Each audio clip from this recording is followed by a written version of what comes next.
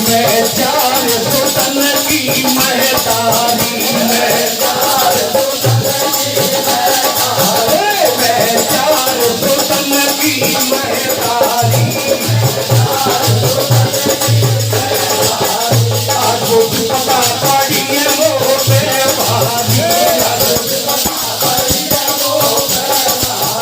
नकबानो कहिए मेरे स्वामी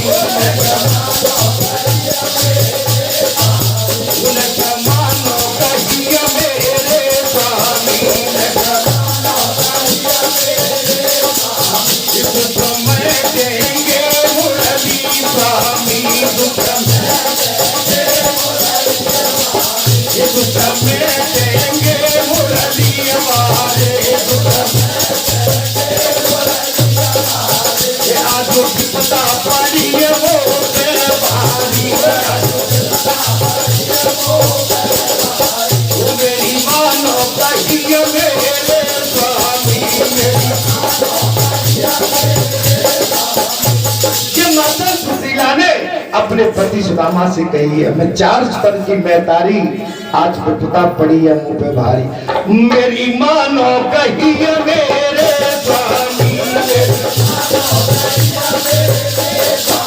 तुम चले जाओ उनके पास तो संसार का कष्ट हरते हैं मैं बचकर यहीं पर विराम दे रहा हूँ सुदामा जी द्वारकापुरी पहुंच जाते हैं भगवान को सूचना मिलती है महाराज पहरेदार सूचना देते हैं एक ब्राह्मण आया है बदन फटा हुआ है तन सूखा हुआ है पैर में खड़ाऊ नहीं है और गरीब सा है और दुर्बल सा दिखता है क्या कहता है मुझे कहता है कि उनका बचपन का मित्र सुदामा आया है जाके द्वारपालो कन्हैया से कह जब वो पहुंचते हैं महाराज भगवान आ जाते हैं उसके बाद बात को बढ़ाना नहीं चाहते अंदर ले जाते हैं भगवान करुणा करके ऐसे रोते हैं उनके आंखों से इतने आंसू बहते हैं कि जो कटोटा में जल लेके आए थे उस जल की आवश्यकता नहीं पड़ती है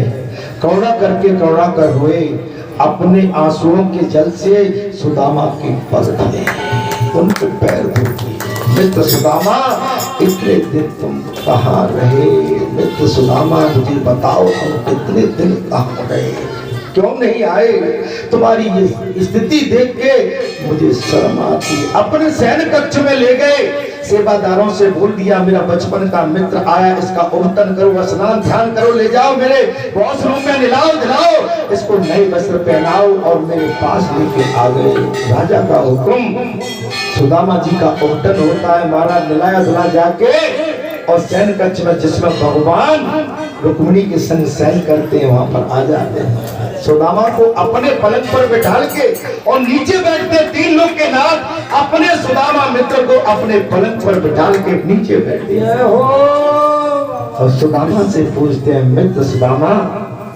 जो हुआ सो ठीक है अब सही सही बताना कि मेरी भाभी ने मेरे लिए क्या किया मित्र सुदामा मुझसे बात मत छुपाना निश्चित मेरी भाभी ने कुछ भी भेजा होगा सुदामा उसके बाद भी उस फटी सी पोटली में वो चावल 3 मुट्ठी चावल उसमें बंधे हुए हैं उनको फिर छिपाते हैं भगवान ने खींच लिया और कहा भैया कह दे मन की बात कहा जो भाभी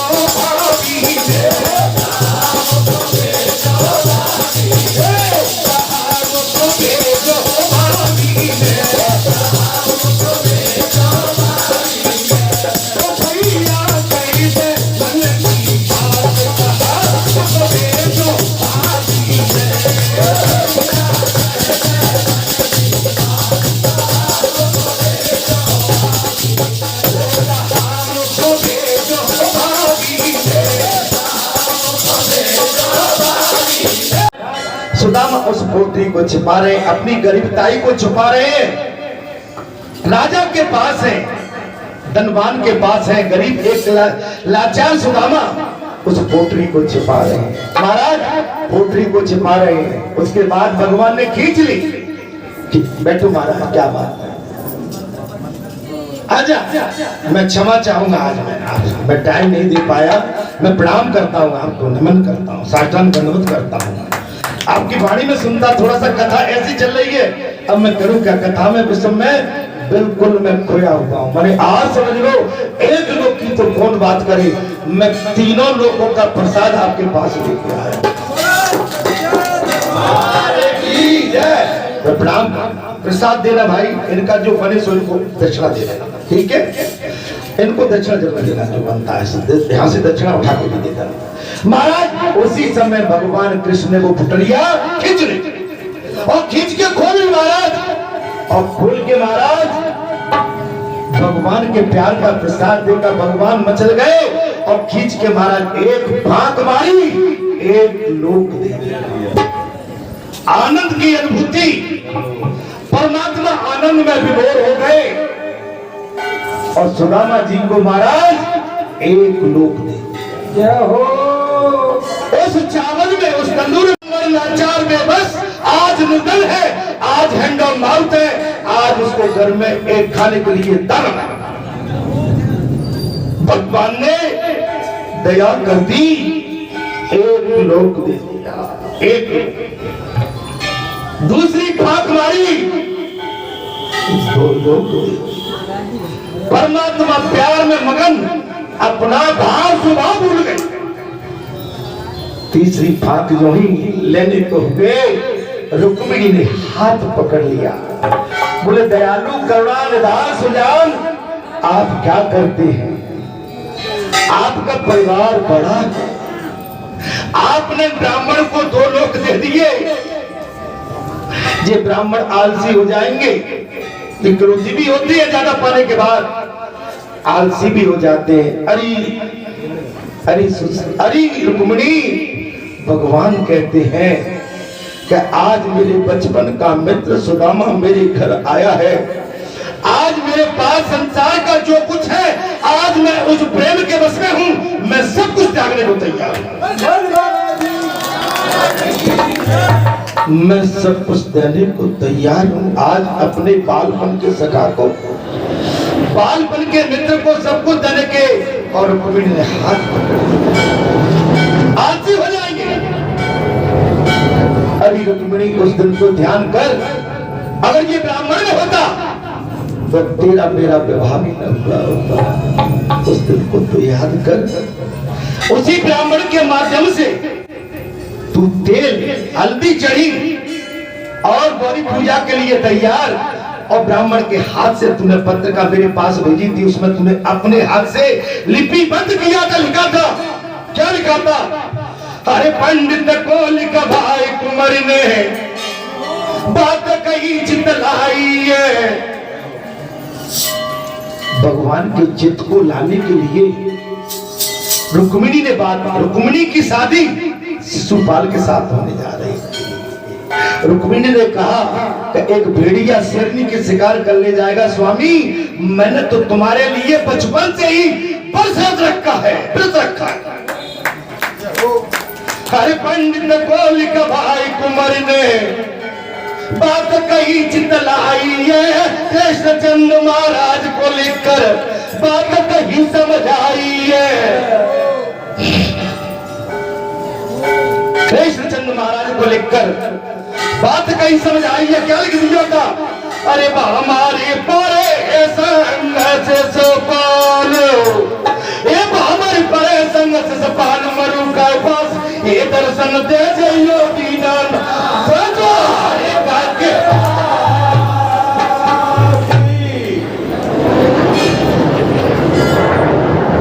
दर्शन दे जइयो दीनानाथ। अब आप कहेंगे कि बाबा पागल हो जाता, जब देखो जब इसी बात को क्यों कहता है। मैं आदत से मजबूर हूं, जब इस तरह का प्रेम मुझे मिलता है, मैं भी उस प्रेम में पागल हो जाता हूं, मैं भावुक हूं। मैं सेवक हूं, भावुक भी हूं, सेवक हूं, लेकिन अनाड़ी अज्ञानी नहीं। बस दो ही बात। सच्चे दरबार की जय। बस आपने अगर ये बात मान ली, आप इस भवसागर से पार हो जाएंगे। भैया बस आगे की कथा में बाद में कहूंगा। अब तो बढ़िया अपनी कोयल जैसी वाणी से सबको, महाराज जी चले गए, उनकी वाणी का भी लाभ लेते।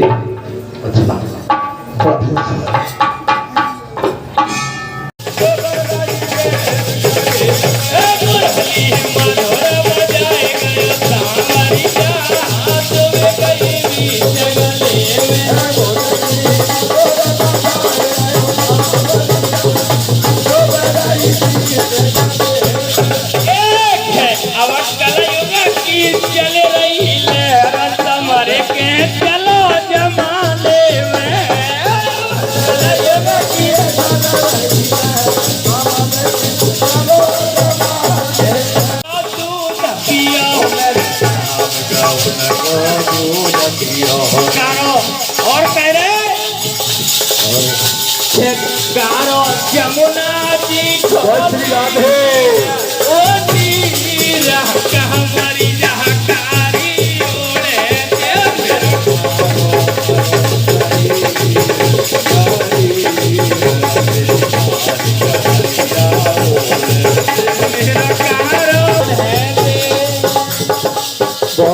बिहारी की जय।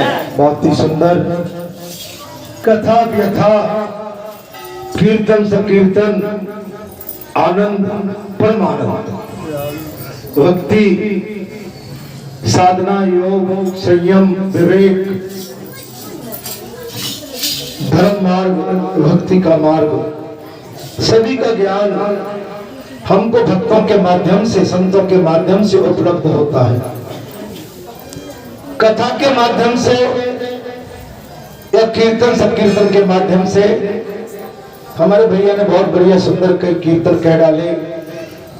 हमारी माताओं ने मीरा बन के और जिस तरह से भगवान कन्हैया के प्रेमा भक्ति में वसीभूत होकर उन्होंने वो धाम और जो आनंद की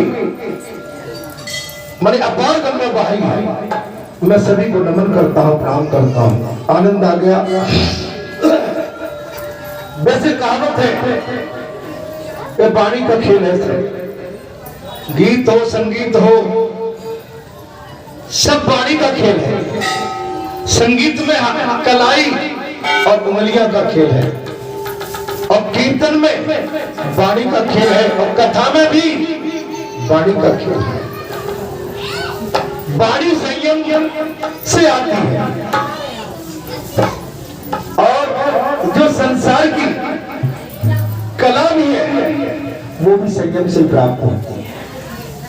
सत्संग के माध्यम से, महापुरुषों के आशीर्वाद से, माता पिता के आशीर्वाद से, ब्राह्मण देवताओं का सत्संग और वेद शास्त्रों के सहयोग से ये हमको सभी उपलब्धि प्राप्त होती है। लेकिन कुछ उपलब्धि ऐसी भी है कि भगवान अनायास दे देते हैं। भगवत कृपा से भगवान देता है तो छप्पड़ फाड़ के दे देता है, और लेता है तो छप्पड़ फाड़ के ले जाता है। ठीक है, जैसे गागा कोकिला शब्द सुने सब कोई कोकिला सब सुहावे, और दोहू को एक रंग काग सब भय अपा। कौआ कोयल एक रंग की है, लेकिन कोयल की वाणी प्रिय लगे। कौआ काव काव करता है, एक शक्ल है तो, लेकिन वाणी में अंतर है। वाणी वही संभाल पाएगा इस संसार की सौगात को, इस संसार के बड़प्पन को वही झेल पाएगा जिस पर प्रभु की साक्षात कृपा हो। नहीं तो धन पाक के बैठ जाते हैं, पद पाक के बैठ जाते हैं, और शरीर सुंदर हो तो वो भी बैठ जाते हैं। इसको संभाल के रखना केवल परमात्मा और भक्ति के माध्यम से इसको संजो के संभाल के रख सकते हैं। हमारे शास्त्रों में, हमारे धर्म में, हमारे विधान में सभी प्रकार से जो ज्ञान हमको अर्जित कराया गया है। आप समझ सकते हैं, बात चल रही थी महाराज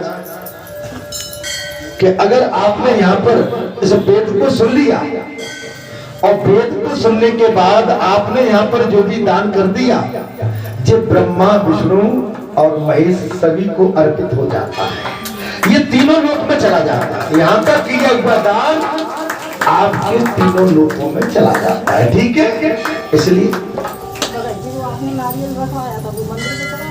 अभी रखा है आपका?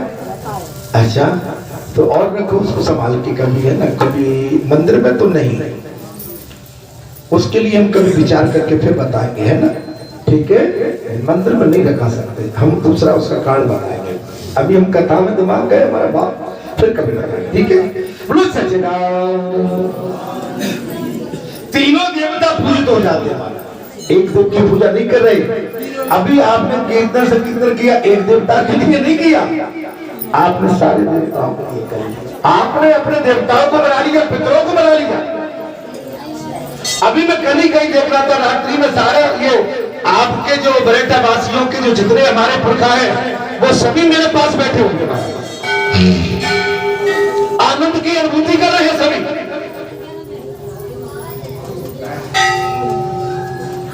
तुम तो तेरे मेरे के चक्कर में पड़े हो।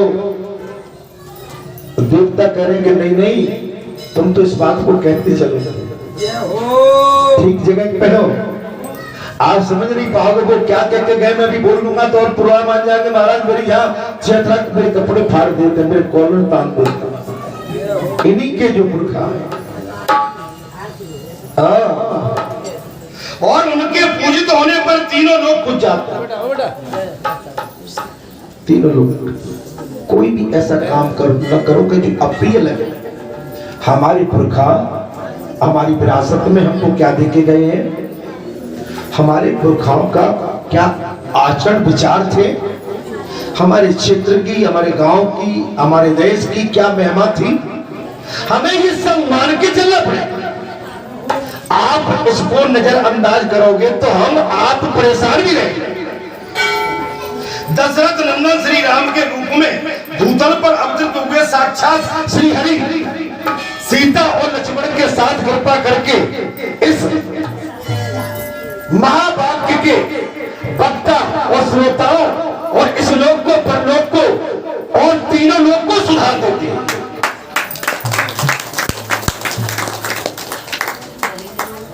जब तुम्हारे मृत्यु लोक के लिए स्वयं श्री हरि तरसते हो कि एक बार हमको मनुष्य का रूप, हमको भारत जैसी मिट्टी में और मनुष्य का हमको रूप मिल जाए, वो भी अवतार हुए। राम अवतार, श्री कृष्ण अवतार तीनों हुए दोनों। जब स्वयं परमात्मा लालायत है तो इसको आप क्यों बेकार करते हो? इस स्वरूप को क्यों बेइज्जत करते हो? पशु, पंछी, गाय, जनावर ये भी मर्यादा में रहते हैं, लेकिन मनुष्य अब मर्यादित हो गया। मनुष्य मर्यादित हो गया, संस्कार भूल गया सब। अभी मेरे भैया ने कहा ना कि भैया कलयुग हावी है, वास्तव में हावी है। यहाँ पर तो आप किसी से कुछ अच्छी बात कह के तो देखो महाराज आके लाल पीली कर देते, अर्थात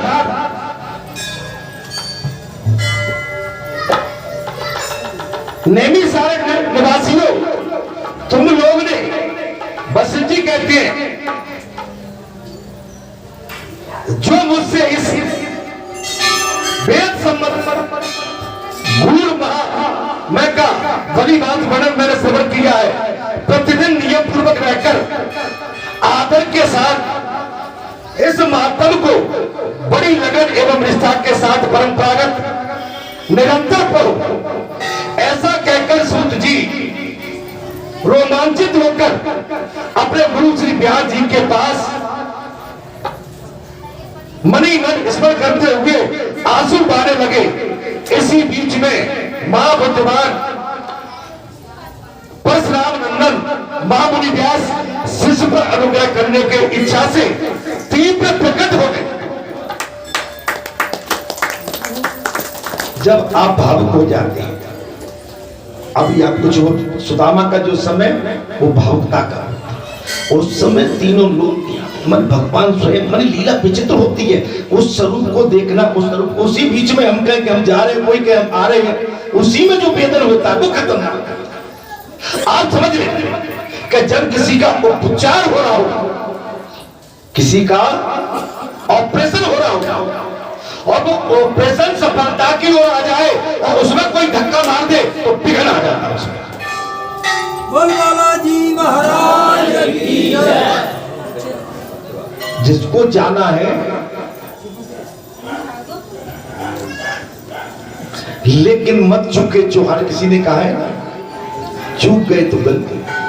कभी कभी ऐसी डोर लग जाती है कि वो वहां से प्रेरणा, वहां से संदेश मिलता है, वो आवरण, वो वातावरण, वो समय, वो तीनों लोग, वो परमात्मा ब्रह्मा विष्णु महेश जिनको हम याद करते हैं, वो साक्षात माने इतने प्रेम मगन हो जाते हैं कि वो किसी न किसी रूप में हमको लुभाते हैं और प्रेमा भक्ति में बिल्कुल विभोर कर देते हैं।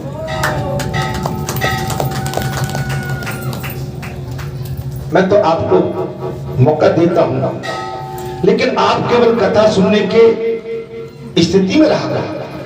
आप अपनी बात कहने की स्थिति में आ जाते हो तो मुझे भी वो थोड़ा ठीक नहीं लगता। कथा सुन, अगर मुझे लगेगा कि जहां विश्राम देना, मैं खुद ही दे दूंगा मौका, लेकिन मौका तो समय पर मिलेगा, मौका समय पर मिलेगा, ठीक है। और मौका तो केवल भाग्य से मिलता है। बोल बालाजी महाराज की जय। मौका भी भाग्य से मिलता है।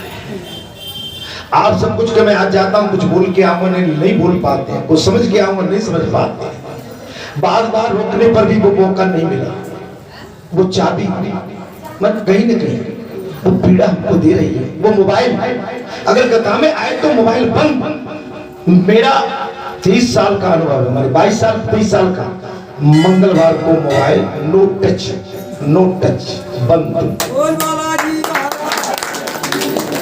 ये नहीं, मैं सर्विस में भी रहा था, मेरे बड़े मुझसे जो बड़े वरिष्ठ अधिकारी थे वो बोलते कि भैया मोबाइल तो खोल के रखना।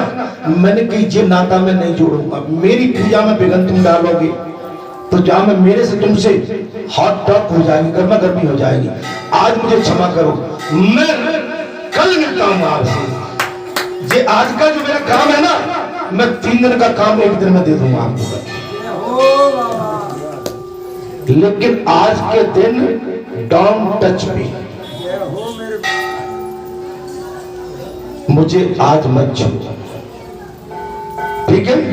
Don't touch me that today. Today का मतलब जानते हो क्या होता है? आज।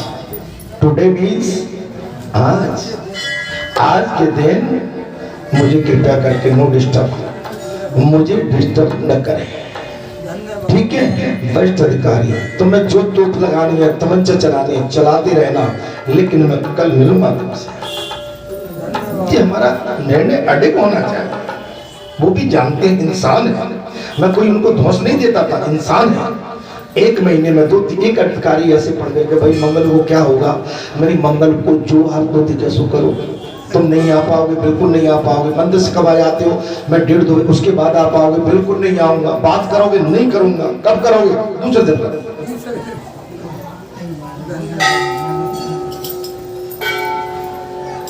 मैं अपने 1 दिन की अनुपस्थिति को तुम्हें 3 दिन में करके दे, मैंने 1 दिन में ही 3 दिन में करके दे, 3 दिन का काम करके दे, लेकिन मेरी मर्यादा है।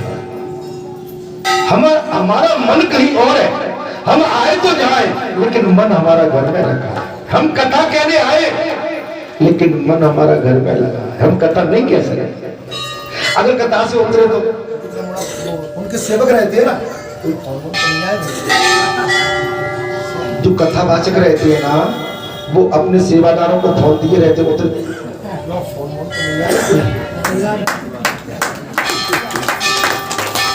और ये कहीं से कोई समाचार तो नहीं आ गया, क्या क्या है? अरे जहां बैठे हो पहले वहां का विचार करो।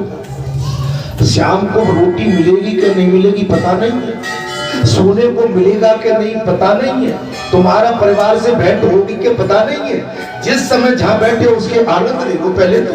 बोल बालाजी सरकार की जय। अब मैं अभी से शाम की सब्जी कैसे बता दूं? शाम को 10 मिनट बाद में बताऊंगा कि मुझे क्या खाना है। मैं दूध खाऊंगा, दूध से खाऊंगा, मैं दलिया से खाऊंगा, मैं दाल से खाऊंगा, मैं किसी भाजी से खाऊंगा। मैं तुम्हें सवेरे से गणित क्यों बताऊंगा? बताऊंगा, ठीक है बात समझ। अब तुमको कल क्या बनेगा? अरे भाई कल मैं उठता भी हूँ कि नहीं, कल की कल जिंदगी जाएगी। मेरा गणित पक्का है। मैं अभी जहाँ बैठा हूँ तो मैं दोपहर की भी नहीं सोच रहा हूँ, मैं वहां जाऊंगा उसकी भी नहीं सोच रहा हूँ। इस समय मेरी जो लामनी, केवल जो लामनी होते ना एक चैत में जो चलती है हमारे किसानों की, ये लामनी कर रहा हूँ। मेरा दाना न गिर जाए, मैंने जो खेती बोई थी वो व्यर्थ में न चली जाए, मेरी खेती में कहीं दाग न लग जाए, दाग न आ जाए।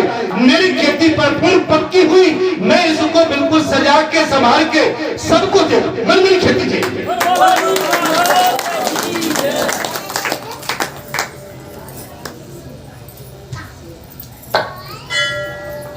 महाराज माने उनके गुरु सूत जी के गुरु व्यास जी महाराज प्रकट हो गए। सत्यवादी महाराज सत्यवती नंदन व्यास जी को, सत्यवती व्यास जी सत्यवादी थे। आप एक बात मान पाना, भाई सत्य का ही तो खेल है। राजा हरिश्चंद्र सत्यवादी, राजा जनक सत्यवादी, मीरा सत्यवादी, प्रहलाद सत्यवादी, भाई ये सत्यवादी थे। भाई सत्य का ही तो खेल है। जब पंचायत का खेल राकेश, यह पंचायत का खेल नहीं है, सत्यवादी। कतार आपको जब भी अच्छी लगेगी जब आप सत्य का आदर सम्मान करोगे, और भैया मैं कहूंगा बीच में तुम मुझसे ही प्रश्न करोगे तो तुम्हारा कल्याण तय नहीं। तुम्हारी बुद्धि को मैंने टटोल लिया कि तुम किस बुद्धि के आदमी, तुमसे बताओ एक्स वाई जेड कोई भी हो सकता है, ए टू जेड। आपकी बुद्धि भ्रमित है, आपकी बुद्धि तो केवल स्वार्थ में नहीं है, ऐसा मान लो। तो भगवान स्वार्थी जीव को पसंद नहीं करता है। परहित सरस धर्म नहीं भाई, पर पीड़ा सम नहीं अजमाई। दूसरे को नहीं। आनंद तब आता है जैसे भूख लगती है ना, उस दिन भोजन नहीं मिले तो कैसे तड़फड़ाती हो कि आपको बालाजी में थोड़ा प्रसाद मिल जाता, चाय नहीं मिली, तड़फड़ाते हैं ना। ऐसे बालाजी तुम्हारे लिए तड़फड़ाते हैं कि आज मेरे सब भक्त होते तो और आनंद आता। लगन दोनों तरफ से होना चाहिए, है ना? लगन दोनों तरफ से। सत्यवती नंदन व्यास जी को वहां आया देखकर सूत जी नेमिषारण्य वासी समस्त मुनियों के साथ उनके चरण बिंदों में दंडवत और साष्टांग प्रणाम किया। आप अपने गुरु के सामने अगर दंडवत नहीं करोगे, उदंडता करोगे, अगर गुरु कोई प्रश्न करता है तो आप अपनी संसारी कथा व्याता सुनाओगे। ये तो गुरु जानता ही है, तुम्हारा जो मुख्य है ना वो जानता है कि तुम संसार में लिप्त हो गए हो, इसलिए अब तुम कहोगे कि यो नहीं। आप जो गुरु ने कहा, जो महापुरुष ने कहा, जो आपके माता पिता ने अनुभव जो संसार में काटा है, जो संसार में अनुभव बांटा है, जो संसार से अनुभव प्राप्त किया है, वो उस बात को बताते। उमा कहो मैं अनुभव अपना सत्य है भजन जगत सब सब अनुभव। ये बात कहते बेटा जब तुम हमारी उम्र पे आओगे तब तुमको पता लगेगा। आज हमको वो दिन आज आते हैं, उस समय हम भी गर्म खून में उनकी बात को टाल देते थे, लेकिन आज अनुभव करते हैं कि जो हमारे पिता माता पिता हमारे पुरखा हमारे महापुरुष कहते थे वो सत्य कहते थे, वो अनुभव की बात बताते थे, वो आज हमारे सामने खड़ी हो गई। अनुभव बहुत बड़ी चीज। भगवान शंकर का पूरा संसार सोने की लंका बना दी, लेकिन सोने की लंका भी रावण ने ले ली, दान में मांग ली। सार निर्दयी है, निर्दयी, ये किसी का नहीं है। भैया पासड़ वाले दोनों भैयाओ, क्या राम लखन की जोड़ी है तुम्हारी, आनंद आ जाता है। ये प्रेम है। हो मैंने रंग ली आज चुनरिया श्यामा तेरे रंग में, हो मैंने रंग ली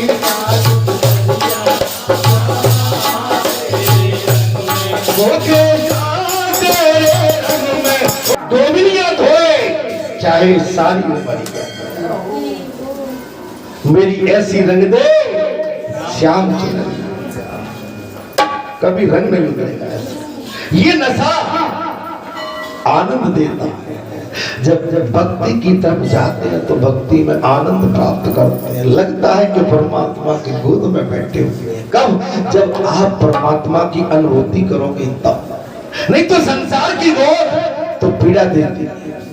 आप घर जाएंगे, अभी सबके परिवार होंगे, आ गए आ गए, ठीक है ठीक है, बोलते नहीं हो, बोलते नहीं हो, अरे बोलो, क्या बोलना है, क्या बोलना है, बोलने लायक कुछ बचा ही नहीं है।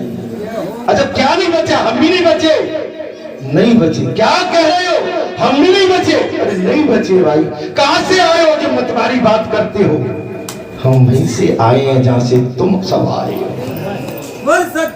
लेकिन हम उनसे मिलके आए हैं जिनसे तुम मिलके नहीं आए। आज ऐसा रंग चढ़ा दिया है कि संसार की सुध बुला दी है। संसार में कोई किसी का नहीं, स्वार्थी जीव है, स्वार्थी संसार है।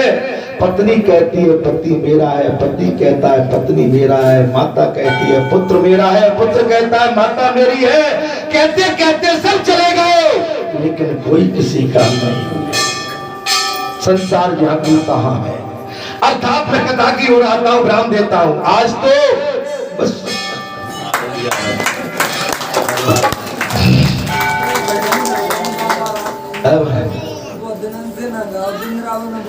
आज मोरे बुला देंगे ना, कथा हो जाएगी।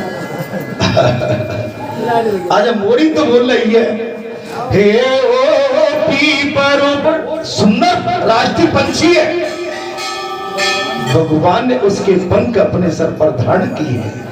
मयूर पवित्र है, मयूर संसारिक क्रिया से, अब विलासता से अलग है, अलग है।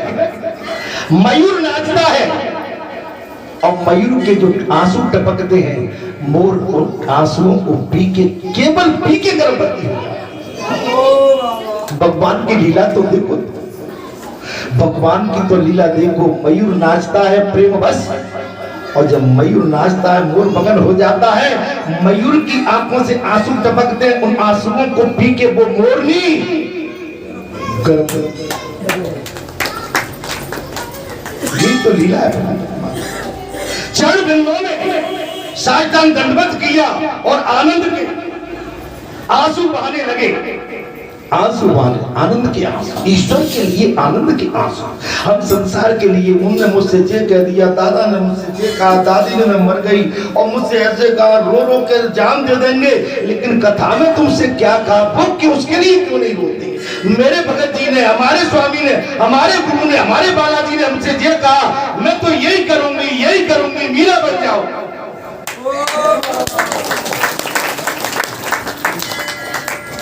तुमने ऐसे क्यों कहा?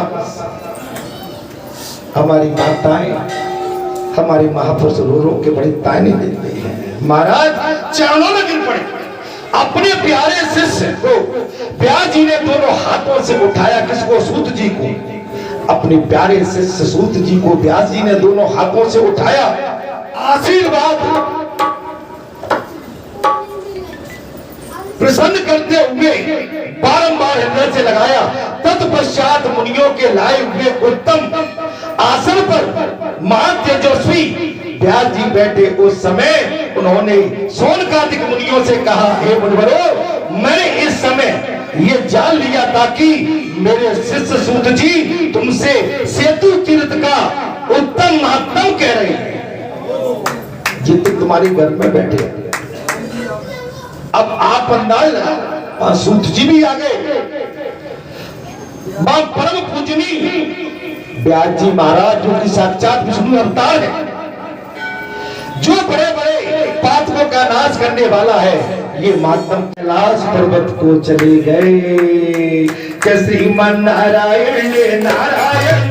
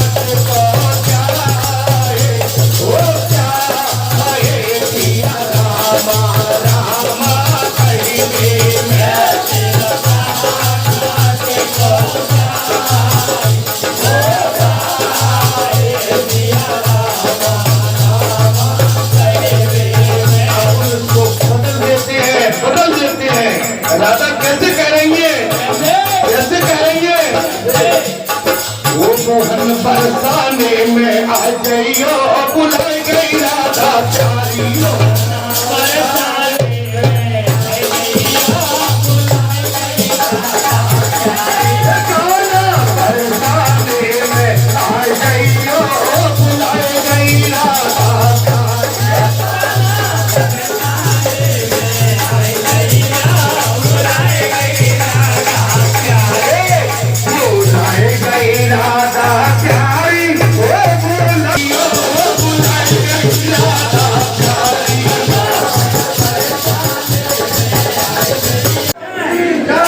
मैं यहाँ कथा को विराम देता हूँ।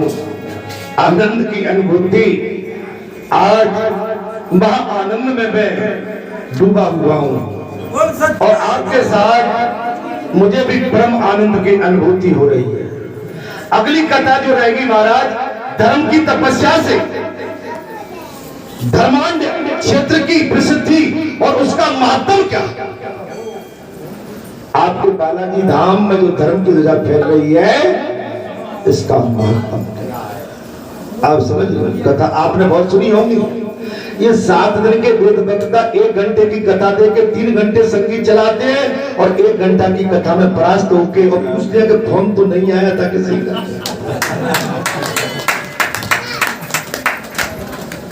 आपको मैं नमन करता हूं। मेरी खट्टी मीठी बातें जो भी निकली है मैं उसके लिए, लेकिन मैंने सत्य कहा है। जो भी मैंने कहा है इस गद्दी पर मेरे, चूंकि मुझ में वो क्षमता नहीं है, इस गद्दी में करंट है। मैं आपसे सही हाथ जो गद्दी मुझे इतना मजबूर कर देती कि ठोका बेटा बोल तू। और इस गद्दी का, इस स्थान का प्रभाव है कि मैं जो भी आपसे बात कहता हूं, जब कोई मजिस्ट्रेट जिलाधीश अपने चैम्बर में बुला के अपराधी दोनों तरफ रहते हैं और वकील रहते हैं, अपराधियों से कहता है कि गीता पे हाथ रखो, जो कहोगे सत्य सत्य कहोगे। अपराधी तो झूठ बोल देते हैं, लेकिन मैं आज आपसे कह रहा हूं, मैं जो भी कहूंगा सत्य सत्य कहूंगा, सत्य के अलावा और कुछ नहीं। ये प्रण बहुत खतरनाक है जो मैंने आज जो प्रण लिया, ये प्रण चलता फिरता नहीं है। मेरी वाणी के माध्यम से, कथा के माध्यम से अगर किसी को कोई ठेस लगी हो, परेशान हुआ होगा, तो मैं उसके लिए क्षमा प्रार्थी हूँ। लेकिन बात वही कहूंगा जो सनातन धर्म कहता है, जो वेद कहते हैं, जो हमारे महापुरुष कहते हैं, जो हमारे गुरु सदगुरु कहते हैं, जो ब्रह्मा विष्णु महेश कहते हैं। मैं उतना तो नहीं कह सकता हूँ, लेकिन उनकी बात को आप तक भेजने की मैं कोशिश कर सकता हूँ। सो मैं करता रहूंगा अंतिम सांस तक। महाराज जय जय राम कथा, जय सिया राम कथा, जय जय